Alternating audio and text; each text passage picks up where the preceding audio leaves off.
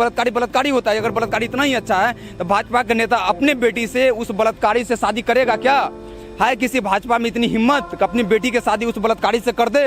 इतना ही आचरण उसका अच्छा था तो ये तो शर्म की बात है ना। एक बलात्कारी को आप फूल माला से स्वागत कर रहे हो, टीवी पे दिखा रहे हो, बलात्कारी को छोड़ा गया। वो बलात्कारी एक राक्षस है, एक हिंसक पशु है। वो फिर जाकर के किसी की बहन बेटी को जाकर के छेड़ेगा, फिर उसके साथ रेप करेगा। वो समाज के लिए दुश्मन है, वो समाज के लिए नुकसानदायक वो व्यक्ति जिस बलात्कारी को आपने छोड़ा है वो हिंसक पशु से भी खतरनाक है समाज के बहन बेटियों के लिए। अमृतकाल में देश की जनता को पता चल गया ना कि सरकार बलात्कारी को ये कह करके छोड़ रही है कि वो संस्कारी है। मैं सभी जनता से पूछना चाहता हूँ, आप बताइए क्या कभी कोई बलात्कारी संस्कारी हो सकता है क्या? अगर बलात्कारी संस्कारी था तो वो बलात्कार क्यों किया? तो ब्राह्मण थे ना उसमें कई। अब ये कहकर कि वो ब्राह्मण है संस्कारी है तो ये तो गलत है ना। माने आप ब्राह्मण को संस्कारी मानने, बाकी जितने भी व्यक्ति हैं, जितने भी जाति के व्यक्ति हैं वो संस्कारी नहीं है। और बलात्कारी को आप संस्कारी क्यों बता रहे हो? भाई वो बलात्कारी है, बलात्कारी होता है। अगर बलात्कारी इतना ही अच्छा है तो भाजपा के नेता अपने बेटी से उस बलात्कारी से शादी करेगा क्या? है किसी भाजपा में इतनी हिम्मत कि अपनी बेटी की शादी उस बलात्कारी से कर दे? इतना ही आचरण उसका अच्छा था तो मोदी जी जिस दिन लाल किले से लंबी लंबी भाषण दे रहे थे महिला सशक्तिकरण, महिला सुरक्षा पे, उसी दिन 15 अगस्त के दिन गुजरात में 8 बलात्कारियों को भाजपा के 11 थे, बट 8 उसमें से भाजपा के नेता थे, भाजपा के कार्यकर्ता थे, उनको छोड़ा गया। और छोड़ने के बाद सबसे ज़्यादा दुख की बात है, विडम्बना देखिए कैसी है, छोड़ने के बाद उसको फूल माला से स्वागत किया जा रहा है बलात्कारी को। यही रामराज है? मैं योगी जी से पूछना चाहता हूँ, योगी जी क्या यही है आपका रामराज? आपने तो बोला था कि यूपी में रामराज जलाएंगे। क्या यही रामराज है कि बच्ची के साथ रेप करके उसे मार दिया जाता है और आपकी कानून व्यवस्था देखती रहती है? और ये पहली घटना नहीं है लखीमपुर का, इससे पहले हाथरस में हुआ था ना। हाथरस में भी एक बच्ची को मार करके वहाँ रेप करके उसको मार दिया गया और आधी रात में उसे जला दिया गया, घर वाले को दिए भी ना। और आपकी पुलिस प्रशासन हाथरस में दलित बच्ची के साथ उस समय क्या रामराज? उस समय भी तो आप ही थे सत्ता में, क्या हो जाता है आपको? आज देश में योगी जी सिर्फ बोलने का कि राम राज्य है, ये राम राज नहीं रावण राज है। देश की बच्ची सुरक्षित बिल्कुल भी नहीं। अगर सुरक्षित होती, एक से एक घटना हर दूसरे दिन, चौथे दिन, 5वें दिन सामने आती है। भाई ये घटना है जो प्रकाश में आकर इंटरनेशनल मुद्दा बन जाता है, नेशनल न्यूज पे आ जाता है। बहुत सारे बच्ची के साथ रेप होता है, उसे मार दिया जाता है और खबर तक नहीं आती है न्यूज में, पता ही नहीं चलता किसी को हुआ क्या है।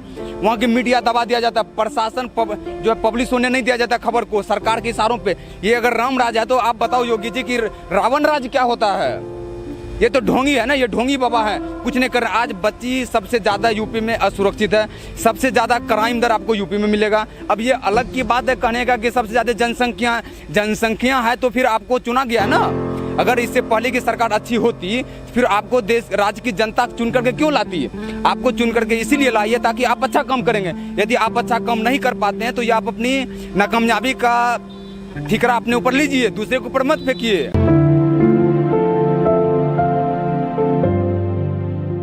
लेकिन योगी जी खुद कह चुके हैं कि पुलिस की जो गाड़ी होती है ना, उसका जब हॉर्न बजता है बदमाश भाग जाते हैं इलाके को छोड़कर, या बदमाश फिर उत्तर प्रदेश छोड़ देते हैं या दुनिया छोड़ देते हैं। उसके बावजूद ऐसा हीनियस क्राइम हो जाता है उत्तर प्रदेश में। आप एक बार क्राइम का रेट देखिए, पूरे देश में सबसे ज़्यादा उत्तर प्रदेश में मिलेगा। यदि क्राइम पुलिस को देखने से बदमाश भाग जाता है तो फिर ये क्राइम कैसे होता है? ऐसा तो नहीं कि यूपी में क्राइम करने वाले बिहार से आता है, बंगाल से आता है, महाराष्ट्र से, राजस्थान से आता है। यूपी के अंदर ही होता है और यूपी के ही लोग करते हैं। तो आपकी पुलिस क्यों नहीं रोक पाती है? पुलिस क्या करती है, जब आपका क्राइम हो जाएगा उसके 2 दिन बाद, 3 दिन बाद, भाई बहुत सारे जगत ये होता है ना कि क्राइम हो गया, बच्ची किडनैपिंग हो गया, रेप हो गया, मार दिया गया, पुलिस में जाकर कंप्लेन लिखा, कंप्लेन नहीं लेता है वो, कंप्लेन ही नहीं लेगा वो। जिस तरह से हाथरस में पुलिस प्रशासनिक अधिकारियों का रवैया था, उसी तरह से लखीमपुर में देखा गया जो एसपी हैं वो धमका रहे हैं पीड़ित परिवार को। हाँ बिल्कुल यही हो रहा है ना कि अगर मान लिया जाए पीड़ित परिवार ऑलरेडी वो तो पीड़ित है। हाथरस में क्या हुआ था, पीड़ित बच्ची के साथ जो गलत हुआ उसके बाद वो मीडिया में जब उनके माँ बाप जाकर के खबर दे रहे हैं कि मीडिया मेरी बच्ची के साथ ये हुआ है, उस पहली बात तो वहाँ तक मीडिया को जाने नहीं दिया जाता। 1-2 मीडिया किसी तरह प्रयास करके वहाँ पहुँच भी गया तो पुलिस प्रशासन मीडिया में उसकी बात, उसके फैमिली वाले को बात रखने नहीं दिया जाता है। धमकाया जाता है कि तुम्हारा घर तोड़ देंगे, बुलडोजर चला देंगे, तुमको यहाँ से भगा देंगे, तुमको जीना हराम कर देंगे, तुम्हारे पर केस हो जाएगा, तुम इस समाज में रह नहीं पाओगे, समाज में रहने नहीं दिया जाएगा। यानी पूरी तरह से मेंटली रूप से और फिजिकली रूप से इतना टॉर्चर किया जाता है कि लोग पूरी तरह डिप्रेशन में आ जाता है। आज जो हाथरस में हुआ था वही लखीमपुर में हो रहा है। लखीमपुर में यही हो रहा है कि भाई आप केस वापस ले लो, केस मत करो, किसी का नाम ना लो, ये करो वो करो। मैं एक चीज़ सराहना करता हूँ कि लखीमपुर में जो हुआ है, जो क्राइम किया है उसको तुरंत अरेस्ट कर लिया गया, जो अपराधी था उसको तुरंत गिरफ्तार कर लिया गया। उसको गिरफ्तार करके तुरंत से तुरंत उसे सजा दो, ताकि एक मिसाल बन जाए, एक वहाँ के उदाहरण बन जाए कि ऐसा कोई करे नहीं। घर तोड़ देते हैं योगी जी, अपने आप में कानून नहीं है, वो कोर्ट नहीं है। घर तोड़ने का अधिकार योगी जी को किसने दिया? योगी जी अपने आप में कानून है क्या? कोर्ट है क्या? जज है क्या? नहीं ना, वो सीएम है। सीएम का काम होता है व्यवस्था को ठीक बना के रखना, ना कि डिसीजन लेकर के तुरंत जाके घर तोड़वा देना। अब मान लीजिए उसने गलत किया, हो सकता है सही है, ये गलत है, कोई भी क्राइम, ये जो बलात्कार का हुआ तो इस पर तो होना भी चाहिए जो भी हुआ। लेकिन बहुत सारे क्राइम में ये देखता हूँ कि बिना कोई जाँच के, बिना कोई रिपोर्ट के जाकर के घर तोड़वा दिया जाता है। ये तो गलत है ना।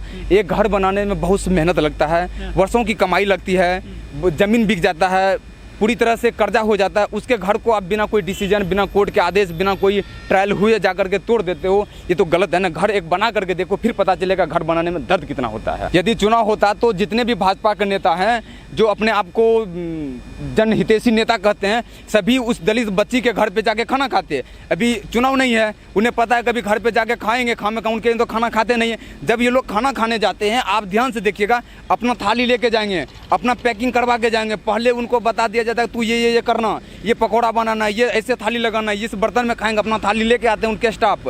ये दिखाने के लिए जब चुनाव होता है तो जाकर के गरीब के घर में खाएंगे, झोपड़ी में जाके खाएंगे, दलित बच्ची के घर में खाएंगे, दलित लोगों के घर में खाएंगे।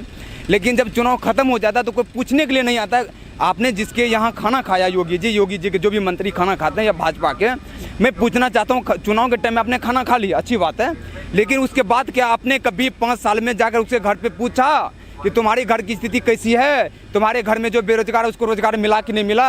क्या आपने कभी पूछा कि तुम्हारी महंगाई से क्या स्थिति है? क्या आपने पूछा कभी जाके तुम्हारे समाज में रोड बना कि नहीं बना, नाला बना कि नहीं बना, शौचालय बना कि नहीं बना, तुम्हारे घर में पानी आ रहा है या नहीं आ रहा है? इस पर जाके एक बार 5 साल में क्यों नहीं पूछता? जब चुनाव आती है, चुनाव आने के टाइम में जाकर आप खाना खाएंगे, जाके बगल में बैठेंगे, उसके प्रणाम करेंगे, ये एक दिखावा हो चुका है।